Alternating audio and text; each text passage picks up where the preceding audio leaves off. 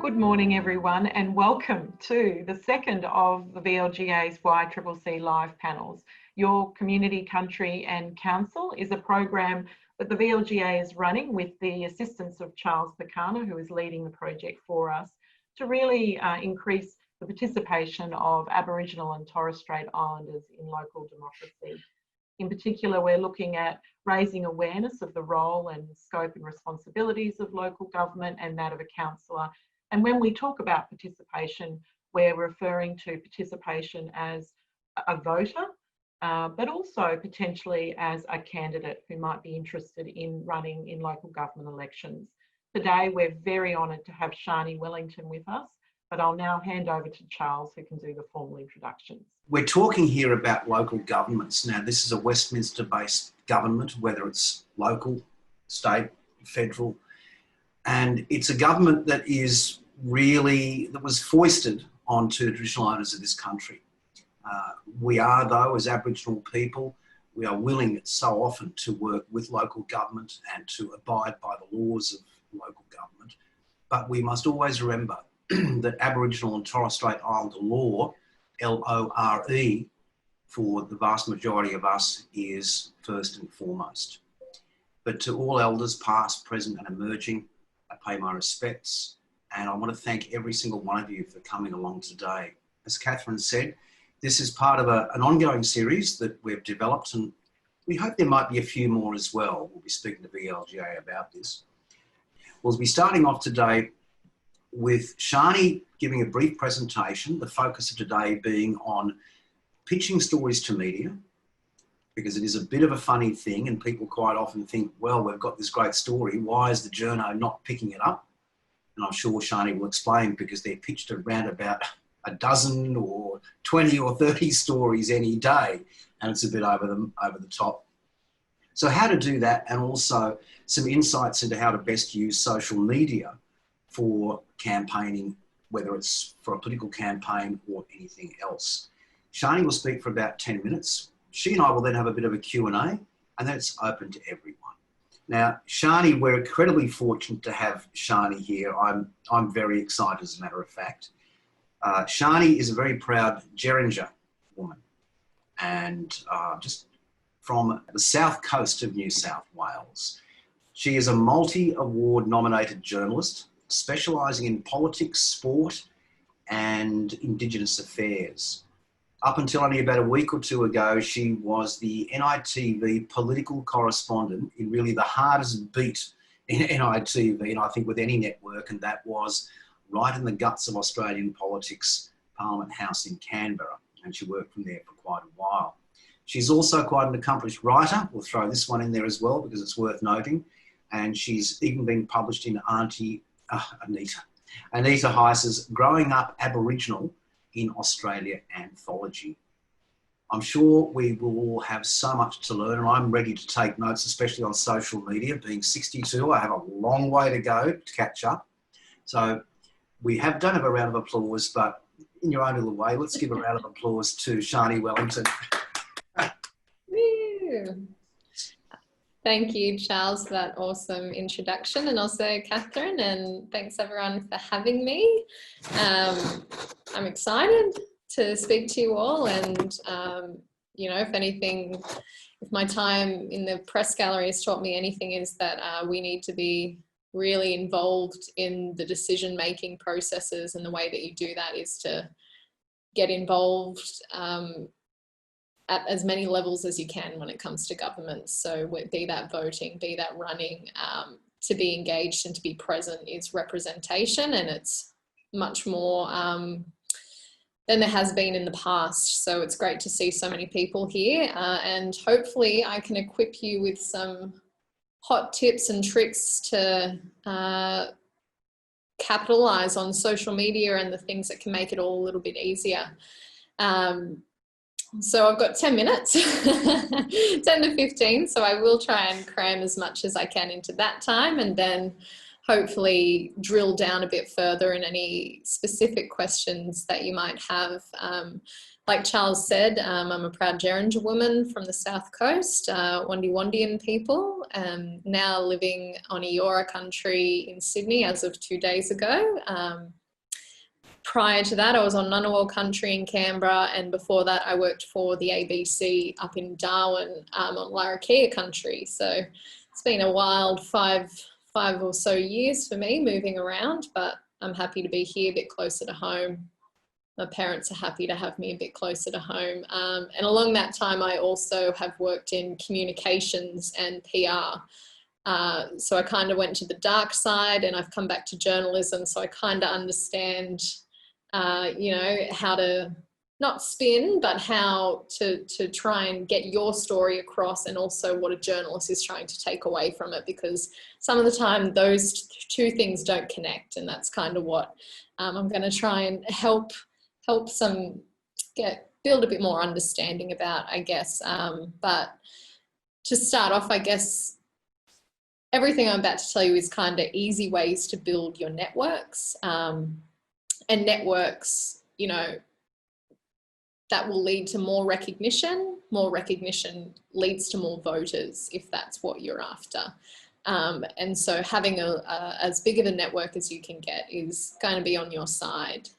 If you're running, you know, if you're trying to kind of build your profile within your community, and also it's free. So social media is great in that way. So I think I'll start by showing you how you can use social media to help you, and then later on I might move into how, you know, social media is your friend, but so is the media and journalism, and how you can use that relationship. You know, it's not always doom and gloom with the media, which that has kind of come about a bit in the last few years more prominently, but you can definitely use them to your advantage, because we want to tell stories, and you know, the people here definitely have stories to tell, or communities that they want to elevate those voices, and we have a platform to do it. So it's a relationship, you know, and I'm going to try and talk about how you can tap into that relationship and use it to your advantage, I guess. But I'll start with social media.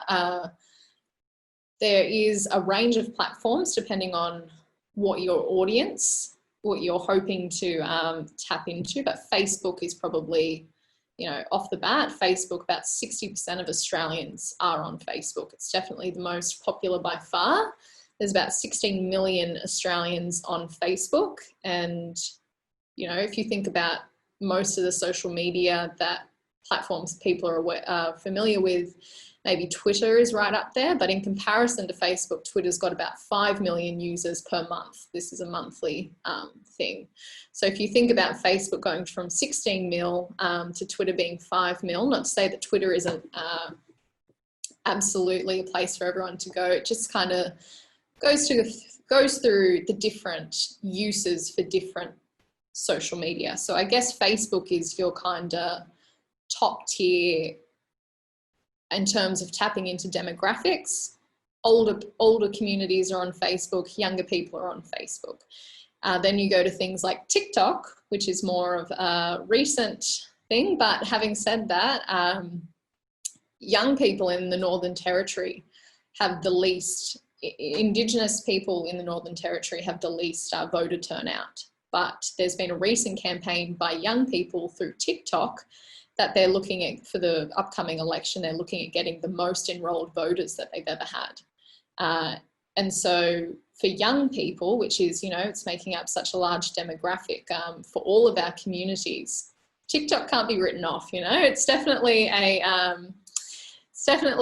very niche way of tapping into your networks, and, you know, plenty of people have gone viral in more weird ways. So if that is somewhere that you're looking at going, but I think I might try and keep it very, very down the line and just go through Facebook, Instagram and Twitter, because I think they're very accessible. They're probably the ones that are going to reach the demographics that people are after. And a bit less, you know, I'm not going to teach everyone how to choreograph a dance, which is probably the way you would get the hits on TikTok. So I think these ones are a bit easier.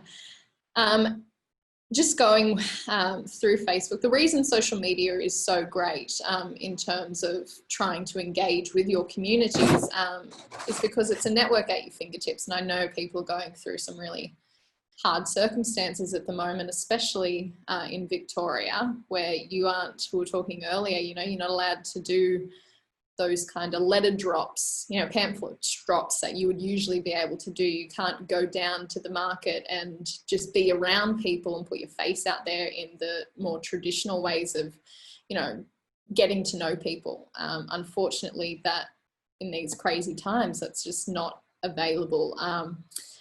And so I guess one of the easiest ways that you can build a profile or use social media to your advantage is creating a Facebook page with your name, possibly the community or electorate you're trying to represent, or whatever kind of your position that you're in at the moment. If you are going to run for local government, that area possibly. So when you have your name and then the local government area that you're hoping to represent, following it. Two kind of things for that is that it will build brand and recognition, and so people will be able to, you know, if they do see or hear that you are a possible candidate for their area, they'll be able to just look it up on Facebook. Because I don't know about anyone else, but, you know, as a journalist, I'm constantly consuming news through television and radio and things like that. But the average bear, if you speak to any three of my older brothers, they're consuming their news and things like that through social media. They're looking on Facebook, or they'll go on their local pages or things like that. And so if you're, it's all about accessibility at the moment. And if it's a really easy way for people to find you and it comes up and it's not hidden behind your personal page that you want to be on private, because if you are becoming a public figure, you want to separate the two. You know, you want a place where you can have an accessible contact, such as, you know, a website, or that's another probably hot tip, is creating an email that people can contact you on that isn't going to be really invasive. You know, you don't need to give out your personal number, but you do need to be accessible to people that you want to represent. So possibly creating this Facebook page that represents, you know, your brand and the way people can kind of be a one-stop shop. It's A, for your community to contact you, but B, it's also for journalists. You know, and one of the hardest problems for me is trying to find someone, finding them, and then you know, they don't have a contact listed, or I'm going through their LinkedIn, or, you know, sliding into their Facebook personal profile DMs and hoping that the request will come up eventually. And they see that in time for my 5 o'clock deadline. So that's definitely being accessible. Social media can really help with that. Another hot tip is knowing to search for, you know, I'm sure many people here are part of these groups, but not reinventing the wheel. You know, you have community groups already online. So wherever you're from, usually there's kind of, you know, community board, or possibly buy, swap and sell. They still kind of have those kind of forums. And so going in there and engaging on the conversations that are important to you. And so people can talk to you or kind of see you as a recognizable figure. You know, when it comes to recognition and things, it's good for people to kind of have seen your thoughts and where you stand, to see if they actually, if they agree with you, or they support you, or they challenge you in a public forum. And that's another chance for you to engage and get your name out there as well. And when it comes to pages as well, it's all about kind of breaking down those walls, because people want to get to know you.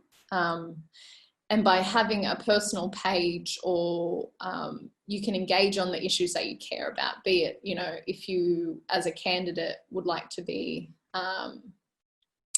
you know, tougher on crime or environmental issues, you know, it's an easy way for you to be able to voice your opinions or take a stance on something that is accessible by the public. And by doing that, you can find like-minded people. Another trick is to tip. not a trick. Another tip is to search your, tap into those networks. So if you are environmentally focused or something like that, you know, there would be local groups that share those same values. Tapping into them, you know, part of this is, you know, covering different demographics and talking to people who don't agree with you. But at the start, you know, you're just trying to find like-minded people, get your name out there, search for local community groups that are have aligned views, and so you can, you know, establish yourself. And that's kind of what, with the pages, you know, you just start with your own networks. Everyone's got a network of your family, your friends, and you can build support within that already before you try and branch out. The first thing we did at university was, you know, establish our own website, which was the biggest shame job you've ever heard, because I was 17, 18 when I first started uni. I was young for my year and I didn't have anything behind me. So I just kind of, you know, put a Charles Perkins picture in the back and then my weird MySpace photo and things like that. But, you know, the first people to get behind my website without any content were my friends and family. And so, yeah, you can use that to your advantage, you know. And when you are posting, especially on Facebook, one of the things that will definitely come in handy is the Creator Studio. The Creator Studio is a tool within Facebook that they've made for pages that will assist you in, you know, running your page, but also knowing who's engaging with you. And that is incredibly helpful in knowing where your strengths are and where you've got, you know, some space to make up.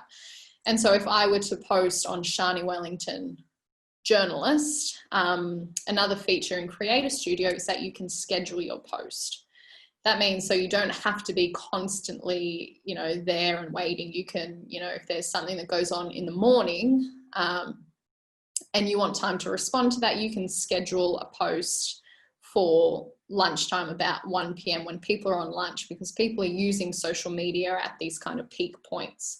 So that's usually in the morning, soon as they wake up. You know, you think about your own habits on using social media. You wake up in the morning, so there is kind of a peak between 7 and 9 when you're on you wake up, you check your phone, you do that kind of stuff, you commute. So people on the train, on the bus, or pre-COVID days anyway, on your way to the lounge room when you're in lockdown, you are in your morning commute, you are checking your phone. And so if you are late at night, see something that you have an opinion on, you think that, you know, your followers might get behind it, or you have a, you know, you're doing some kind of Zoom chat tomorrow, or there's a community meeting that you want to promote in a way, you don't have to wake up at 7 a.m. You can get that content ready at 12, and then Creator Studio on Facebook will allow you to schedule the post.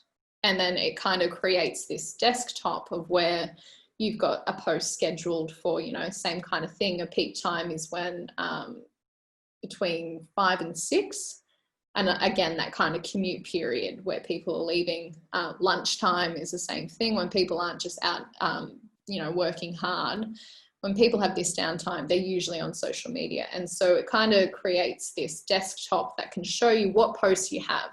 And mixing it up, you know, a lot of this is about people getting to know you. So it's about posting photos, you know, if you think about your own social media engagement, you know, if people have a photo that, you know, makes them real and tangible, or you can get to know someone by seeing that they, you know, they post a picture of the beach, you know, they like the beach. It's very, you know, it sounds ridiculous and very obvious, but people want to know what you stand for and what your values are.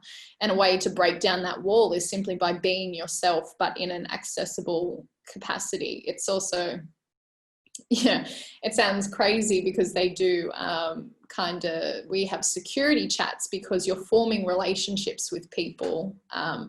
At a journalist level, when we have these profiles and we do this, we kind of get told about, you know, how having to protect ourselves online and not to put our locations on, because people are building relationships with you.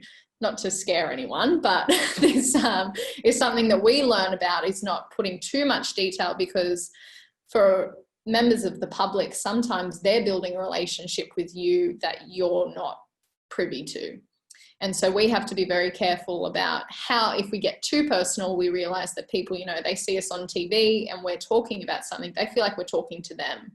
And so there have been incidences about privacy and protecting yourself and things like that. But to a much lesser degree, that still applies here, because people are getting to know you, but in a way that, you know, it's welcomed and it's safe, because, you know, they're getting to know you in a way that they want to know if your values align with theirs, I guess. And that can turn into a voter base rather than a stalker, hopefully. I'll do a little exclaimer at the end. If anyone gets a stalker at the end of this chat, I truly apologize, and hopefully we can sort something out. And, you know, it's easy to go straight to the source, and in this way you are in charge of the way people perceive you. And, you know, it's not it's an exciting time for social media, because everyone is a content creator, and if the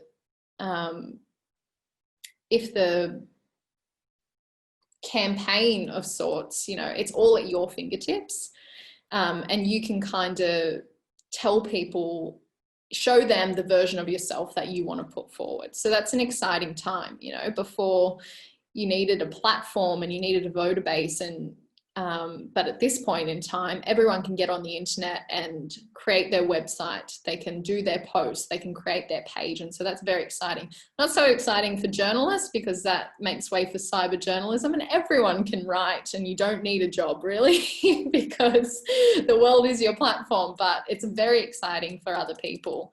And, you know, positions like yourselves where, you know, it's really kind of thrown the balance up. You know, it's not people that have been at the top that fit a certain type of person that's always in a position of power anymore. It's really exciting because, you know, people who are grassroots campaigners now have this opportunity to put their hand up, and it's an even playing field to an extent. So that's really exciting. I will quickly move on to pitching and try and I think we'll get to the questions at the end, but yeah, I would recommend acquiring a separate phone number for a campaign. Sorry, I'm just gonna get straight into that. Purely because you do want, you know, a work-life balance is really important. And if you do want to be contacted on your phone and you want to keep them separate, you may as well do it from the start. Because what I'll get into with the pitching is, you know, it is so important for you to engage on things like local radio, you know, getting on and having a yarn with your community, and being able to do that, and they will call you, you know. And if you don't want to be getting these phone calls at a certain time or things like that, you know, if you want to be with your family, you put your work phone away. You know, it's like any kind of job. But if you keep the two together, you take that on yourself, I guess. And I do that. You know, I have one phone for work, and half the time I will always answer my phone because it could be someone with a story, it could be someone with a lead, and I just don't have their number. So I am inclined to always answer it, to my detriment. It is not always a story, and it's not always someone that I want to talk to. But, you know, that's kind of the game that you play with this. But yeah, moving on to quickly media and journalists, you know, that they are your friends. We are constantly on a turnaround, you know, like I'll wake up and there's a story, a local story, a political story. And I don't, you know, I want to hear from people that are in local government and how this affects people that are actually in the community, you know. But the downfall with that is that I usually have a deadline by about 5 or 4 p.m. And that's to get someone on camera, it's to get someone on the phone or Zoom, which we're all adapting to at the moment. And sometimes you can only ever find these head honchos that are accessible. So that's why you kind of see the same faces, is because they've put themselves out there, and it's an easy get. And so I guess the second part of this is talking about how to make yourself an easy get and to make yourself accessible to journalists, because we want to speak to you.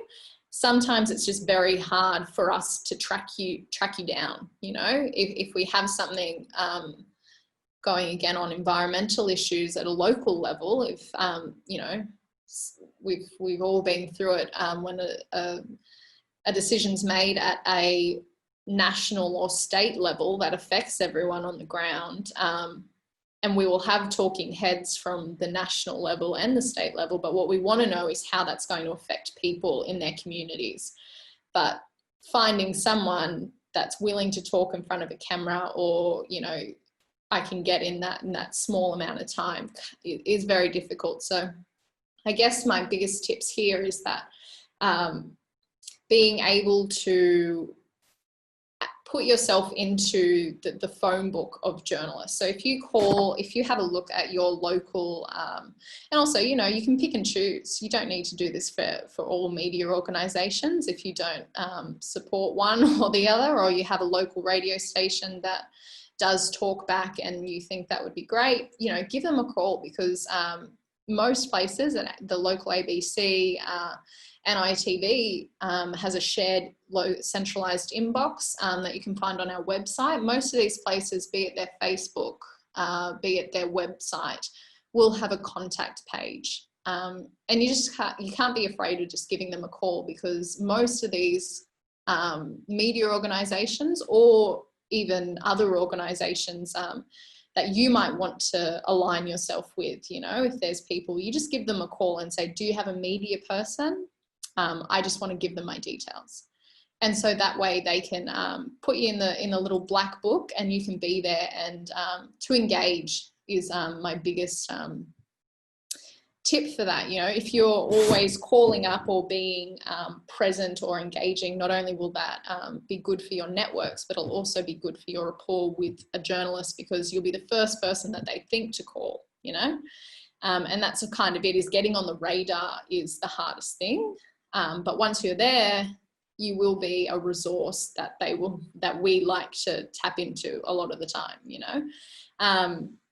In terms of pitching, I'm sure many people have heard of I don't know if they have actually, a press release.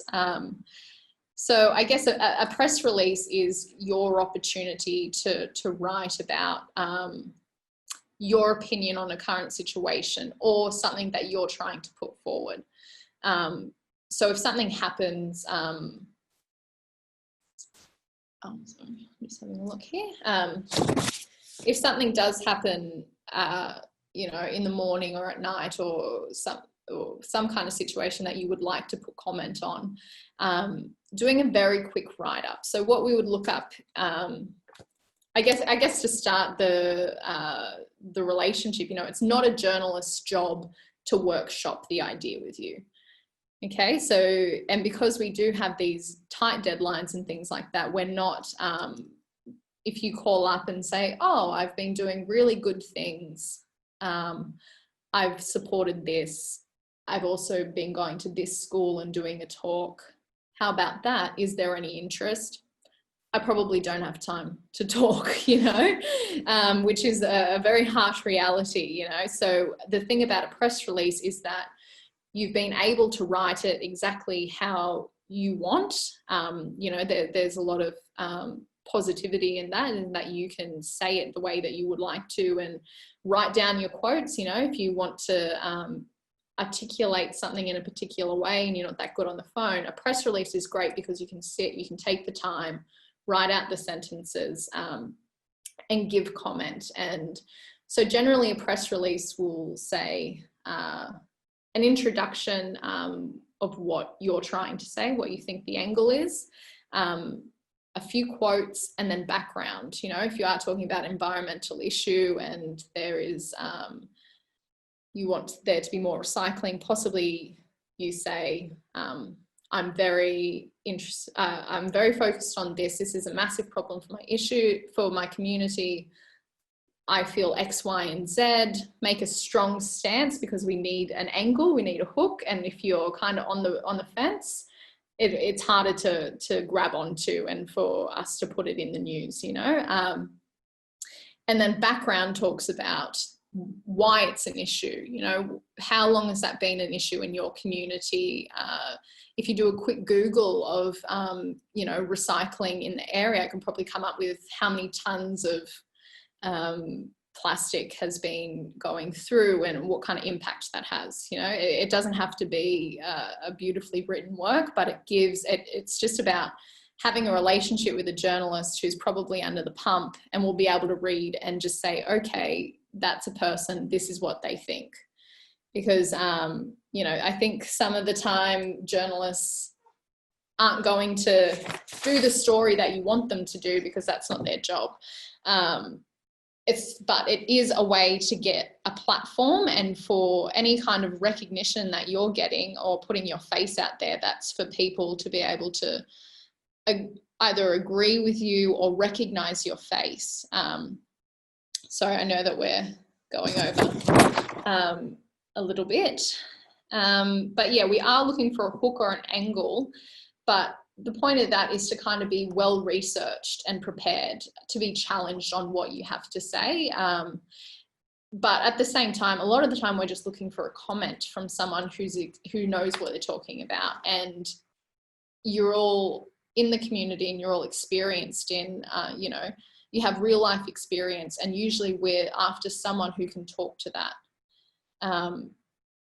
And I have a feeling you will all bring that to a media person, and that's what we're after 90% of the time. But it's always about being accessible and having a very clear idea on our end of what you stand for and what you will say. And a lot of the time we'll just have a yarn with you on the phone before doing an interview, you know, just to kind of have a talk and see what your demeanor is, how you like to talk, kind of to relax you, things like that. And then to see if you know, you prefer questions or you like to go, you can just run with it, you know.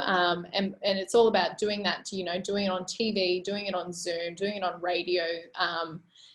Practice makes perfect. It's never been easy for someone to get on camera. It's just knowing very clearly about what you want to say, how you want to say it, and the rest kind of comes from that, and building that relationship. So yeah, I think touching base with the organisations and putting yourself out there so they know you're a point of contact is definitely the best thing to start with, I'd say. And either way, it's an opportunity. You know, your voice is being heard, and that leads to recognition, and recognition leads to votes or, you know, rapport within your community, so people are able to recognize your brand and know what you're about, I guess. And also, you know, be able to search you later and find you on Facebook and be able to follow you, to be able to engage with your posts. And it all kinds of links in together. I guess it's all a bit of a expanding those networks and bringing the media into your network and also your community along the way. I'll stop there. Gee whiz, sorry. No, don't be sorry. I think that was all pure gold, and everyone was just absolutely rapt and paying attention. And I've come up with more questions than points you've even made. So you've really, I think, created a great deal of interest out there, and it's fabulous. I think it's worthwhile, I assume, understanding, for everyone to understand, that local government is a little bit different to federal government. So if someone's running in let's say, Banyule on an environmental issue, then I would assume that the ABC and NITV and Channel 9 really aren't going to be all that keen on getting approached by a local candidate, are they? Yeah, and that's, but also you have to think about who you want to be engaging with, you know. A lot of the time, you know, when you think about the ABC, they have a 24-hour news channel, which might not be, you know, they're really stuck for time and resources and doing it to a national audience. So a lot of people won't even be able to recognize the place, let alone the face, you know. And so maybe it won't be on their radar, but you can think smaller than that. You know, for when I was started as a cadet in Darwin, what I did was for the first year or so, my main job was listening to local radio and understanding the dynamic with local politics and, you know, people, what organizations thought about what and who went where and how everything fit in at a local level. And so, yeah, you know, ABC 24 might not have the time, but local talkback and being able to hear commentary from the community, that's what people want to hear at that level. So, you know, and having said that, working at NITV, the grassroots stories are the ones that go gangbusters, you know, at some points. And I think that's the hardest part about the game is that, you know, some days you'll just get drowned out because so much happens. And we'll already have a full slate as you get in. But other days it's incredibly slow. So a lot of the time it's luck of the draw. And once you do hear from someone and get a pitch, it's like, oh, great, now I do have something to do today. Other times, you know, there's breaking news throughout the day, so it might get rubbished at the last second, which is no fault of your own, you know. It's still a good story, it's just how the cards have been played on the day. But yeah, it's all about understanding how that works, I guess, and not being disheartened by that process because, you know, a lot of the time the journalist doesn't have control either. It comes from a chief of staff or an editor. Sometimes you'll even, you know, do the interview when I've only been given a minute 20 for my TV package and I'll end up having to drop you. Or the editor will just cross it out and say, we need to save 10 seconds because another story's come through the last minute, we need to fit it in. So sometimes that is the case, but when it's about not being disheartened by that, but also choosing your avenues very carefully in terms of, you know, going on local radio, controlling your own narrative on social media and going through those networks. And you can always talk, you know, you can tweet at Q&A and your name will pop up. You know, there are places that just are not vetted, don't have that kind of stringent process on selecting who and what goes where. But if you continually put yourself out there and don't see that as a roadblock, you know, and they're always looking, you know, callers back on local radio, things like that. The local, you know, maybe not Channel 9, but your regional Channel 9 win, or if they haven't, you know, cut all of us from our jobs at that point, if they're still there, getting in contact with them. Yeah, sometimes it's definitely being accessible and knowing that at times when you are accessible, sometimes the process does not lend itself to that day, that time, that story. Thanks, Shani. Now, we've got a number of other questions coming through and I've got a few down here as well. We're joining our 15 minutes, so yeah. Thanks on, Shani. We're going to rapid fire these through to you. And Karen has sent through a really good question. And Karen, I love this question.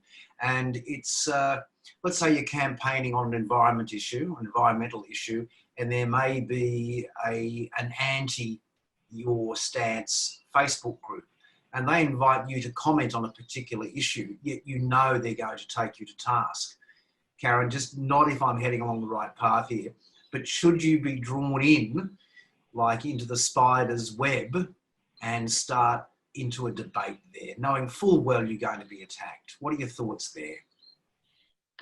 Look, I think it's taking in the situation. In that particular scenario, I would choose my battles. A lot of the time when it comes to groups such as that, they're not looking to have their mind changed. You know, they're very... They're in a group for a reason, and mob mentality is a very fearful thing in my opinion. And, you know, I think you can still have those conversations, but you have to be very careful on the environment, because in that scenario, I probably wouldn't engage. My advice in that scenario was possibly talk about the topic on your own page, you know, so have your views clear, but not in a scenario that is inviting people to attack you, because it will happen. Like my kind of mantra that gets me by is not reading the comments. You know, I'm forever doing stories that I know in my journalistic professional values and skill set that they've been done in an unbiased way, but people are always going to have a differing opinion, and they will, the computer creates some kind of barrier that allows people to say things that they wouldn't say in real life. So when it does come to, you just have to be very aware of the environment and where to engage, but also knowing that if you are trying to, I guess, become a candidate or win votes or things like that, friends and family aren't going to cut it all the time. You do need to engage with these issues, but deciding and doing a way, and that's positive, that you can positively engage with it without affecting your mental health, really, because this is being a public figure comes with a lot of flack, but at the same time, the only way we're going to create change or be able to, have an impact on these issues is if you engage with those people in a, professional,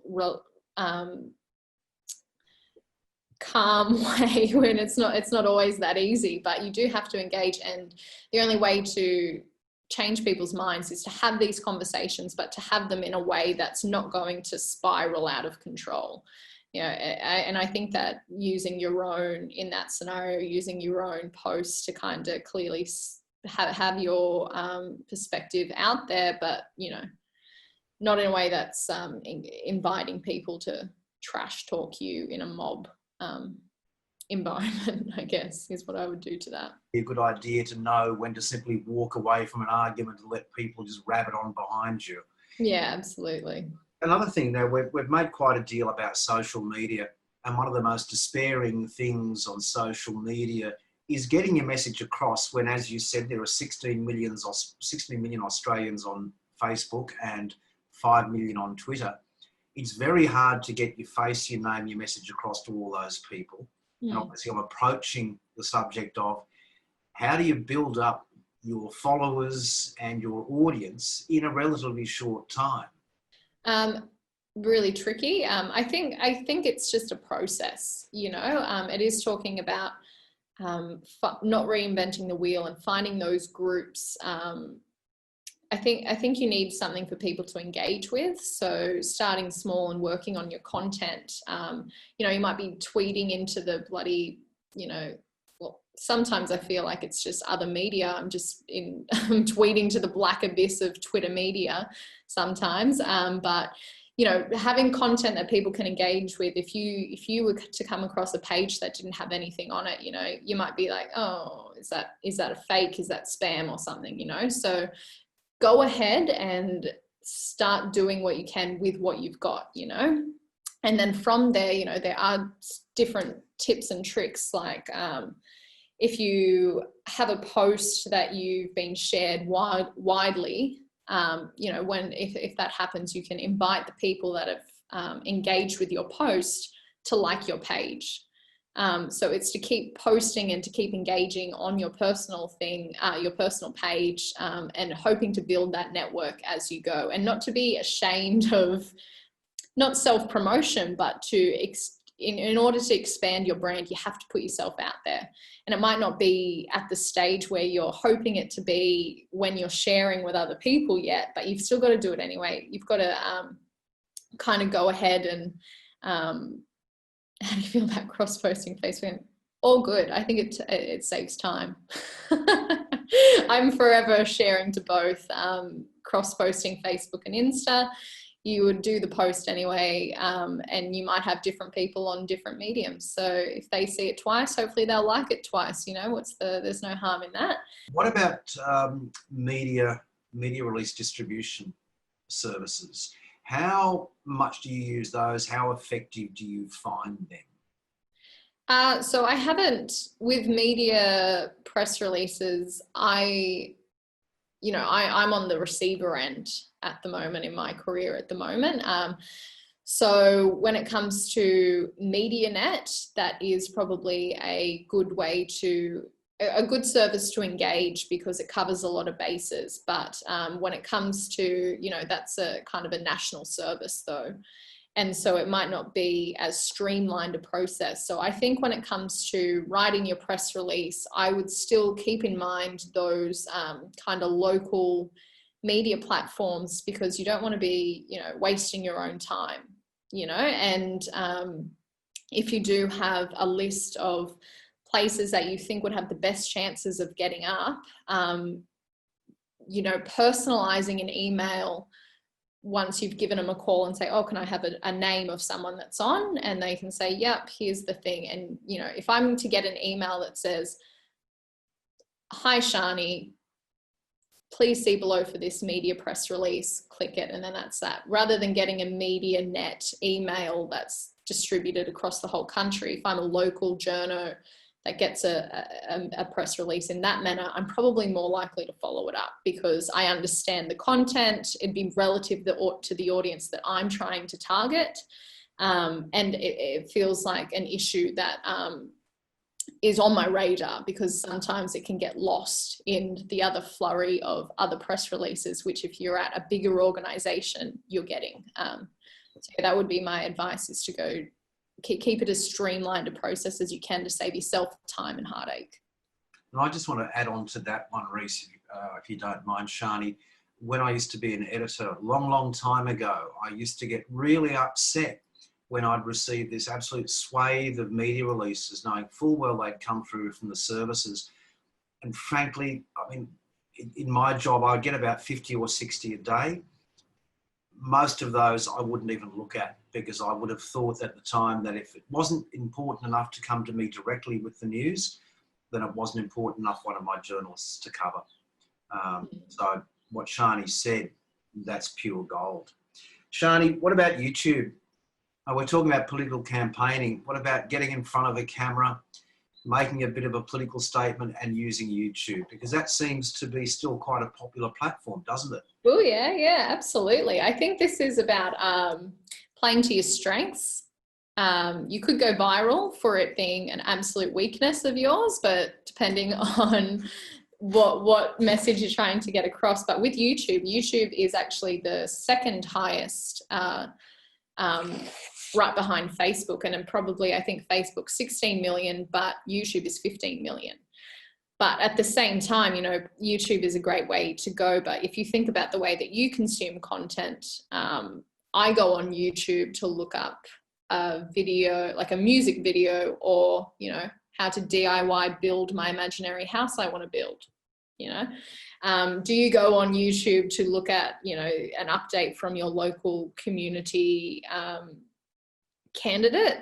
I think, you know, if that's how people, or how you go about your business, then yeah, that is definitely a way to go, because there are so many users on YouTube. I dare say a lot of them are gaming. That is a wild blanket statement, but that is, if you are trying to get to a younger audience, YouTubing is massive.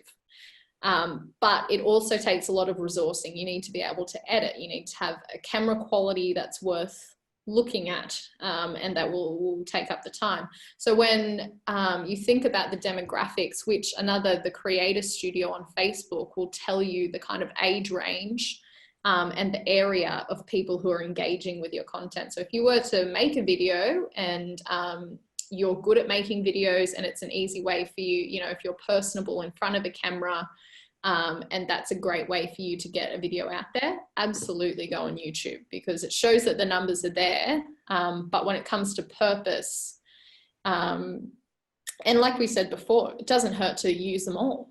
Post to, if you come up with a video and it's just you talking about an issue, or you're, you know, out somewhere and behind you something's going on, go live on Facebook, or record a video and post it to Facebook, Instagram and YouTube. You know, you can spread it as far as you can. But yeah, YouTube is absolutely an amazing platform. But when it comes to this, I think it's just about thinking about where your skills are, your time and resources, and if it would be the most appropriate place to put it. Thanks, Shani. And don't forget that sometimes a well-messaged but poorly produced video can really work. People are, after all, very surface driven. We've got time for this one last question, and Joanna, we haven't forgotten you. It's all right. We're coming to your question now. So, Joanna, just correct me if I'm incorrect in this, but I'll just paraphrase. Joanna's asking a question around whether it's sometimes worth just using your own personal profile page on Facebook or setting up a separate campaign page. No, it wasn't quite that question. I'm going to pass, Joanna. It was just around, so I've set up a person profile for my campaign, and I've also set up a page for my campaign. And so I kind of did that so people could tag you, or you could be a friend, and just to kind of promote myself that way. But so I'm finding that people are becoming my friend on the personal, but I'm posting my material to my page because that feels kind of like the right thing to do.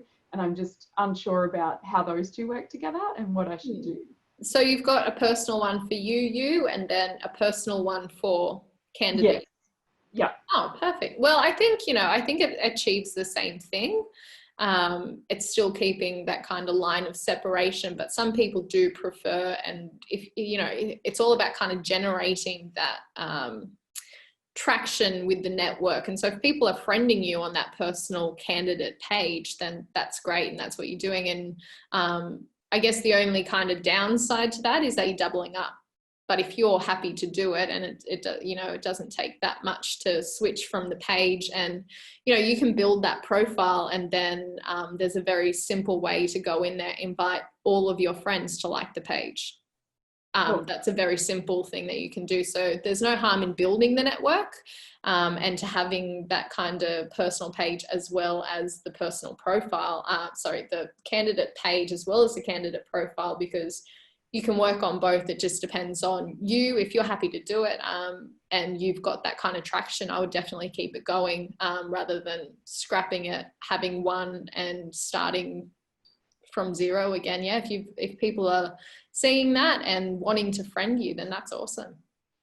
Shani, thanks so much indeed. And I want to thank everybody for coming along today. Nice to see some returning faces. Shani, this really could have gone on for hours and hours, I think, and the questions wouldn't have stopped. Certainly, I have 6 here, and I'll touch base with you later on because I want a bit of information. But it's not for political campaigning, guys. It's all okay. On behalf of everyone here, I want to thank you so much indeed, Shani, especially as you've just moved back to Sydney, and we look forward to some pretty good coverage. So thanks again. We're coming close to time. Catherine, I'll pass back to you. Thank you, Charles. And wow, Shani, thank you for that. We certainly could have talked for so much longer. Look, just a couple of comments I wanted to make in closing, and that is that whilst local government at times has sort of fallen down the list of priorities for journalists in terms of, regular stories, certainly my experience in light of COVID-19 is that there is now a greater awareness of community and also of journalists understanding and appreciating the responsibility of local government to continue to deliver critical and frontline services in this pandemic situation. So I think there is an opportunity at the moment and that the media are looking to engage with stories about community. The other thing is, I think now with the introduction or the release of safe campaigning guidelines in Victoria, and they've been updated against the stage 4 restrictions, you'll find that unfortunately letterbox drops are not permitted in stage 4 restriction areas, which I think really highlights that social media will be quite an important tool to use. And Shani, I'd be really interested, and I'm not sure if you can share with us the link to some of the TikTok videos you highlighted earlier, and we can distribute that to the group when we do a wrap up of this session later. So, but I think that, that sounds like a really innovative and agile way to, particularly for candidates wanting to speak to community members who do have children. Absolutely, that will get a lot of traction. So thank you on behalf of the VLGA, and thank you, Charles, and again, thank you to the audience and for the really sensible questions that you are putting forward, and also clearly your commitment and interest in local democracy. And for those of you who are running, good luck with your campaign. Thanks everyone, and good luck with all your endeavours, hey?